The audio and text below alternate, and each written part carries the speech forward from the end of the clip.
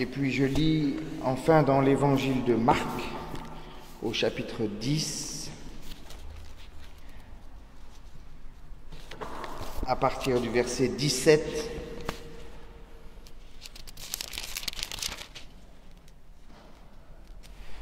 Comme Jésus se mettait en chemin, un homme accourut et se jeta à ses pieds en lui disant : « Bon maître, que dois-je faire pour hériter la vie éternelle ?» Jésus lui dit : « Pourquoi m'appelles-tu bon ? Personne n'est bon, si ce n'est Dieu seul. Tu connais les commandements. Ne commets pas de meurtre, ne commets pas d'adultère, ne commets pas de vol, ne dis pas de faux témoignages, ne fais de tort à personne, honore ton père et ta mère. » Il lui répondit : « Maître, j'ai gardé tout cela dès ma jeunesse. » Jésus, l'ayant regardé, se mit à l'aimer. Et puis il lui dit : « Il te manque une chose. Va, vends tout ce que tu as, donne-le aux pauvres, et tu auras un trésor dans le ciel. Et puis viens et suis-moi. » Mais lui s'assombrit à ces paroles et s'en alla tout triste, car il avait de grands biens. Jésus, regardant autour de lui, dit à ses disciples qu'il est difficile à ceux qui ont des biens d'entrer dans le royaume de Dieu. Les disciples étaient stupéfaits par ces paroles, et Jésus reprit et leur dit : « Mes enfants, qu'il est difficile d'entrer dans le royaume de Dieu. Il est plus facile à un chameau de passer par le trou d'une aiguille qu'à un riche d'entrer dans le royaume de Dieu. » Et les disciples s'étonnaient encore davantage et se disaient les uns aux autres : « Mais alors, qui peut être sauvé ?» Jésus les regarda et dit : « Cela est impossible aux hommes, mais pas à Dieu, car tout est possible à Dieu. » Ô Seigneur, ta parole est la vérité. Rends-nous saints par ta vérité. Amen.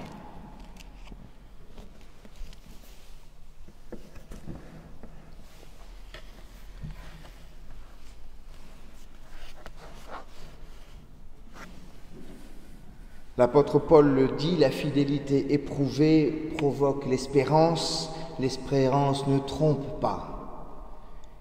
L'espérance ne trompe pas. Est-ce que cela se vérifie réellement, concrètement ? Est-ce que nous pouvons construire notre vie sur de l'espérance, sur quelque chose que l'on ne voit pas, que l'on ne touche pas ? Et d'ailleurs, que nous est-il permis d'espérer concrètement, réellement ? Si nous partons du constat que je formulais la semaine dernière d'une catastrophe écologique inéluctable, faut-il alors nous tourner vers l'au-delà ? La question du jeune homme riche semble dans ce cas tout à fait pertinente. Bon maître, que dois-je faire pour recevoir la vie éternelle en partage ? Mais qu'en est-il de ceux qui ne croient pas en Dieu ? Sont-ils perdus ?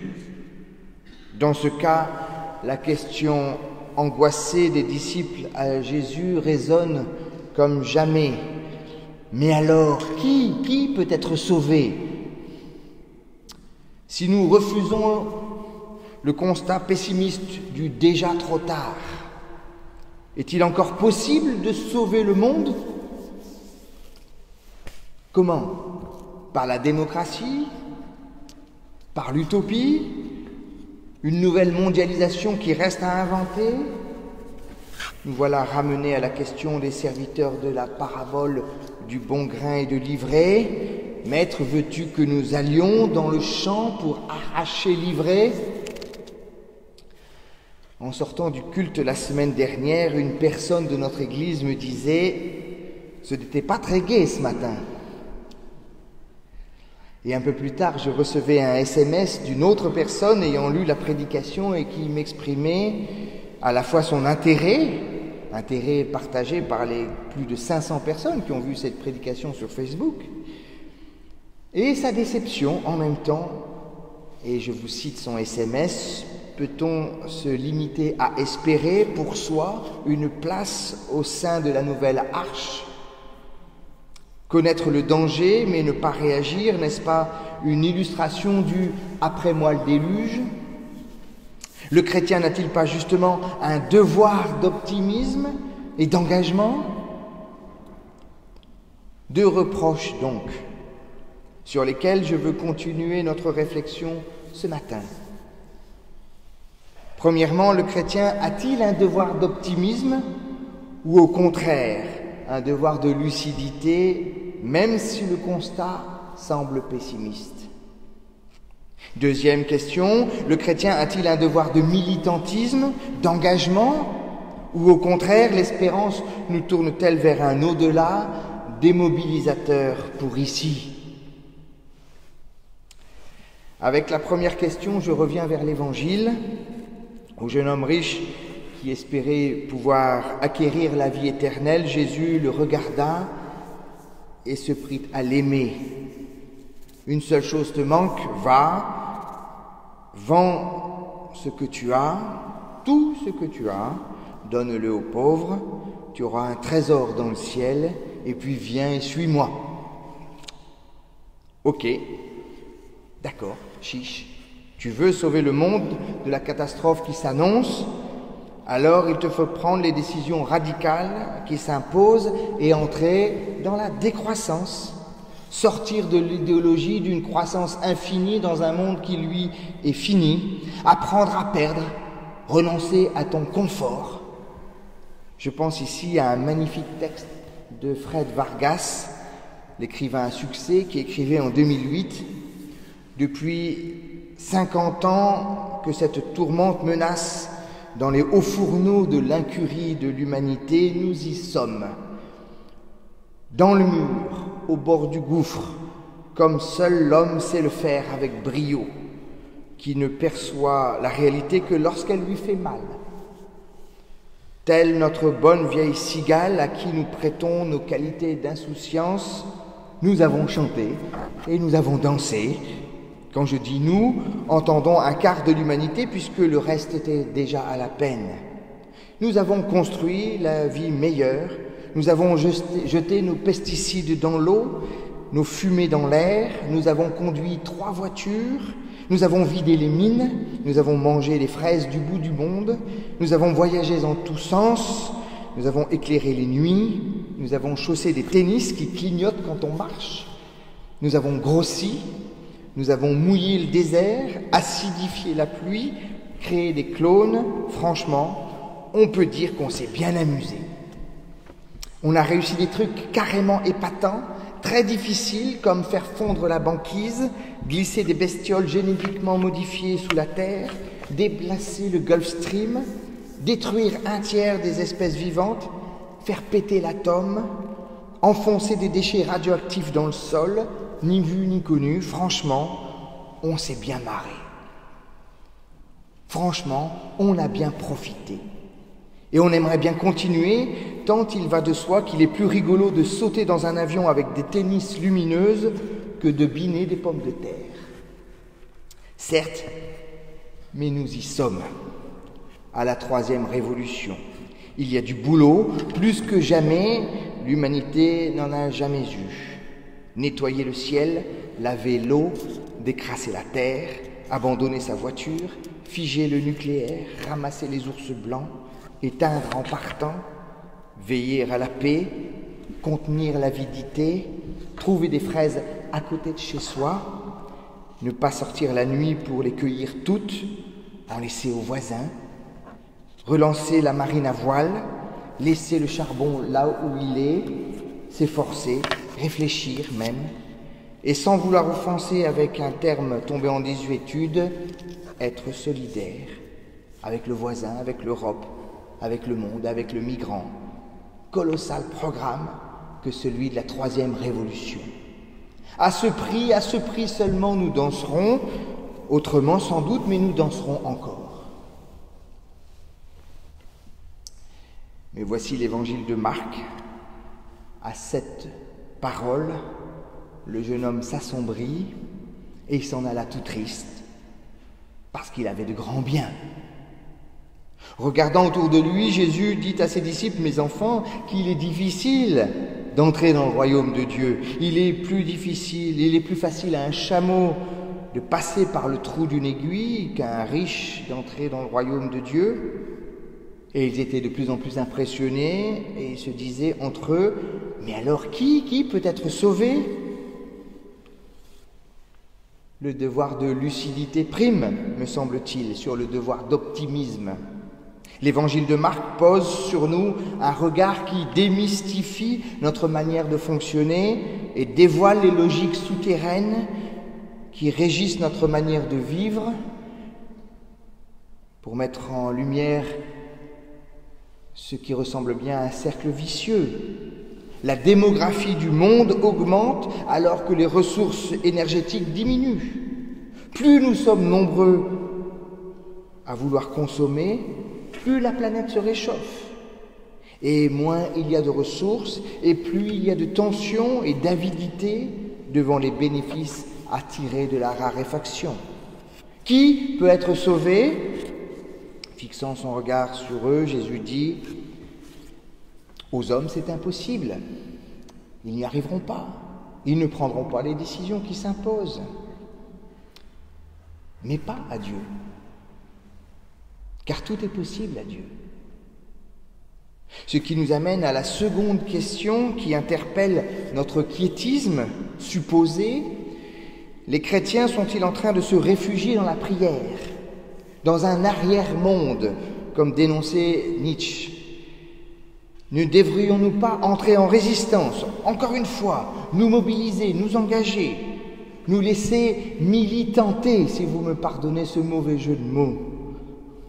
Revenons une fois encore vers l'Évangile.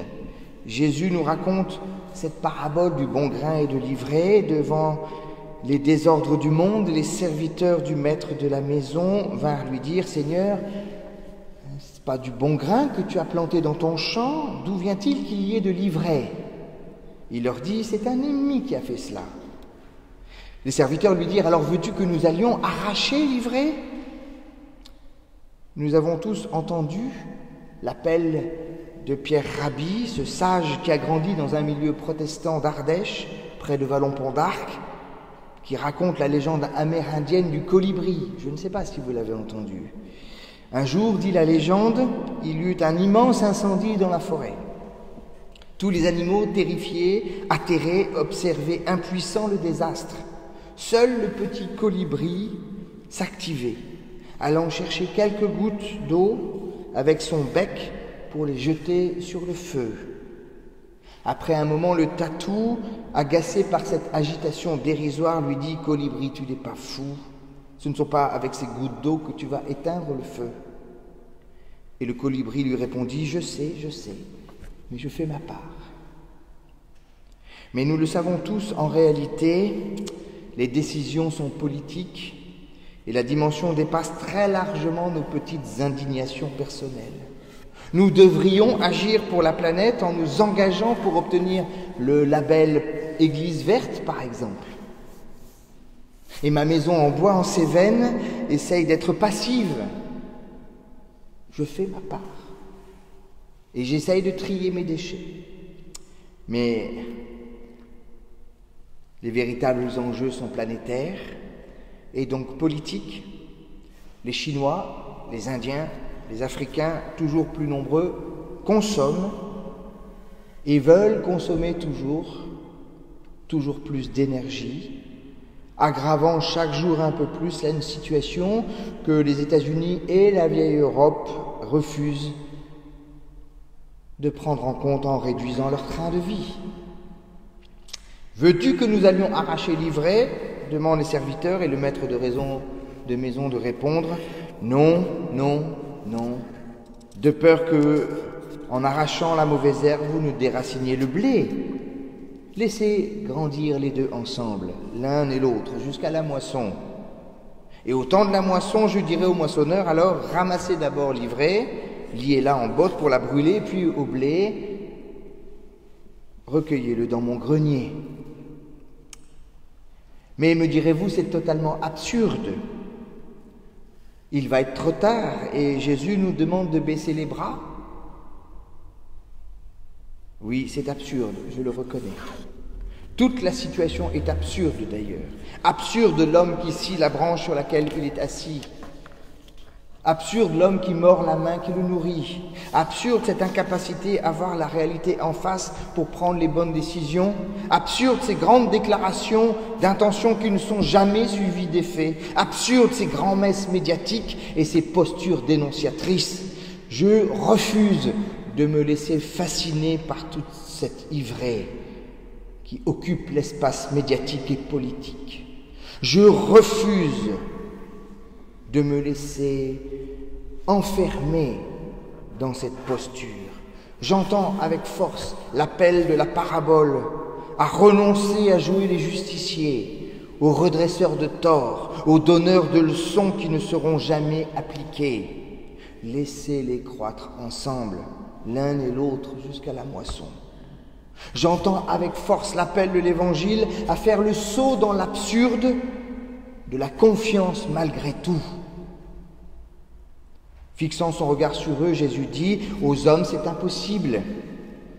Oui, vous ne le ferez pas, je le sais. Mais à Dieu, tout est possible. » J'entends avec force l'apôtre Paul qui déclare aux Romains « J'estime en effet que les souffrances du temps présent sont sans proportion avec la gloire qui doit être révélée en nous. » Car la création attend avec impatience la révélation des fils de Dieu, attend avec impatience notre révélation, notre parole. Livrée au pouvoir du néant, elle garde l'espérance, car elle aussi sera libérée de l'esclavage de la corruption, pour avoir part, avec nous, à la liberté et à la gloire des enfants de Dieu. La création aussi sera libérée de la corruption. Le salut nous est promis à nous, mais n'est pas réservé aux croyants, mais bien à la création tout entière qui gémit encore dans les douleurs de l'enfantement. Alors par la foi et dans l'espérance de la résurrection qui nous est promise, je décide de ne plus me laisser fasciner par l'ivrée. On ne construit rien sur la peur, sur le malheur, sur la culpabilité ou sur la dénonciation. On ne nourrit personne avec de l'ivrée. Et vouloir l'arracher risque d'entraîner la perte d'un seul grain de blé. Or, nous dit la parabole, pour construire le monde nouveau, nous aurons besoin de chaque grain de blé. Et nous ne pouvons pas prendre le risque d'en perdre un seul. Alors certes, je n'ignore rien de l'existence de l'ivrée. Je connais et je vois avec beaucoup de lucidité les logiques mortifères qui sont à l'œuvre. Mais par la foi et dans l'espérance d'un monde nouveau, je choisis consciemment, lucidement de porter mon regard sur le bon grain et uniquement sur le bon grain, d'investir sur la vie et pas sur la mort. Parce que je connais le danger, je sais la mort qui est à l'œuvre, je choisis la vie. C'est ma part dans l'alliance que Dieu fait avec chacun d'entre nous. J'en prends à témoin aujourd'hui contre vous le ciel et la terre, dit le Deutéronome. C'est la vie et la mort que j'ai mises devant vous, bénédiction et malédiction. Alors, choisis la vie pour que tu vives, toi, ta descendance, en aimant le Seigneur ton Dieu, en écoutant sa voix, en t'attachant à lui. C'est ainsi que tu vivras, c'est ainsi que tu prolongeras tes jours. Chers amis, l'espérance est un combat contre la peur d'abord. L'Esprit vient en aide à notre faiblesse, dit l'apôtre Paul, car nous ne savons pas prier comme il faut, mais nous savons que tout concourt au bien de ceux qui aiment Dieu. Tout concourt au bien. Je connais les projets que j'ai pour vous, ce ne sont pas des projets de malheur, ce sont des projets de bonheur. L'apôtre Paul nous parle ici de cette prédestination qui est là pour nous libérer de l'angoisse du lendemain. Non, non, il ne s'agit pas de baisser les bras et de nous réfugier dans le quiétisme et dans la prière. Il s'agit bien au contraire de décider d'investir sur le beau, sur la vie, sur le bon grain. Voilà pourquoi je suis ce qu'on pourrait appeler un pessimiste confiant. Parce que mon Dieu est le Dieu des vivants et non des morts. En 2005, Raphaël Picon, qui est mort depuis, écrivait « Les évangiles sont proprement stupéfiants. Une pure folie les agite. Ils nous racontent tant et tant de miracles. Ils sont pleins de guérisons sensationnelles et même de résurrections qui défient l'imagination. Jésus irradie d'une vie qui reprend sans cesse le dessus, qui transperce la tombe, qui fait chavirer la mort. Il nous laisse bouche bée, nous saisit par tant d'audace et nous sidère par des exagérations confondantes. Oui, il exagère, car oui, il y a bien quelque chose de scandaleux dans cette folle passion pour la vie que je revendique. Là où de guerre lasse, nous aurions pu souhaiter ne plus y croire et nous en remettre à l'ordre des choses, à la fatalité, là où peut-être nous aurions préféré nous murer dans le doux souvenir de nos morts. L'Évangile nous rappelle son terrible commandement « Laisse les morts enterrer leurs morts.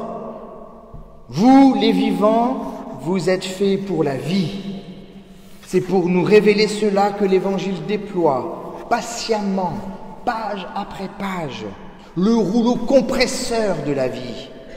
On aurait donc bien tort de se satisfaire de définitions trop rationnelles, trop recevables, trop minimales de la résurrection, pour faire le poids face au scandale de la mort, face à l'absurde de notre monde tel qu'il va, que révèle dans toute sa brutalité la croix. Il faut bien toute l'intensité spectaculaire de la prédication de Jésus, qui par les paraboles ou par son enseignement à ses disciples, nous bouscule et nous relève. Il faut bien cette prodigalité fabuleuse de vie pour nous inviter à croire l'incroyable. Croyons l'incroyable pour nous ouvrir à la possibilité de croire l'impossible. La vie est plus forte que la mort, je le crois. Dans les évangiles, le surnaturel, la démesure, le merveilleux, tout ce qui bien souvent gêne nos sages philosophes, nos sensibilités rationnelles, cartésiennes, nos esprits timorés, sont donc autant de ruses pour dire la vie en excès, la vie malgré tout.